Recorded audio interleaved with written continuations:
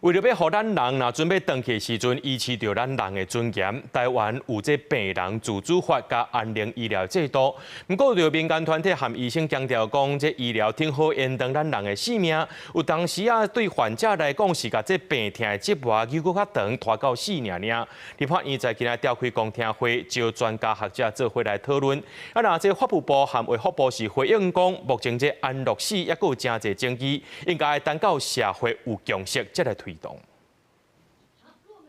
為着要讓人在臨終的時維持人的尊嚴，安樂死的議題已經討論真儕年。拜二立法院有召開公聽會，有民團表示，醫療雖然通延續人的性命，有當時對於患者來講是甲病痛折磨延續到死亡爾。嘛有醫生認為，決定安怎死亡是人的基本權利，政府應當愛去討論制度安怎設計，避免安樂死去互濫觴使用。無論是病人自主法，還是講安寧緩和條例，基本上伊都無法度去解決講所有的臨終痛苦的問題，因為足儕痛，吼是無法度用嗎啡去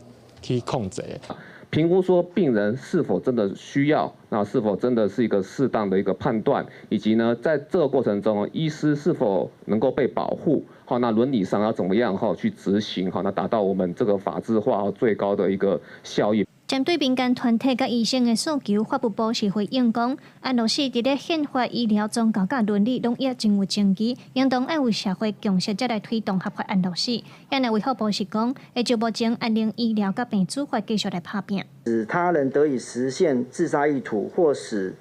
受本人的請求而予以殺害，或得被害人同意而殺害，都是會該當刑法275條的加工自殺罪。安樂死的合法化，這個涉及生命法益及人性尊嚴的權衡哦。那這個制度設計必須要奠基於社會的高度共識。的安寧共照，慢慢的移到了居家安寧。那我們自己身邊的很多人都有使用到這樣的服務。他對這個所謂的積極安樂死或是協助加工自殺，還有很多討論底下，我們先就目前我們正在推動的事情，我們會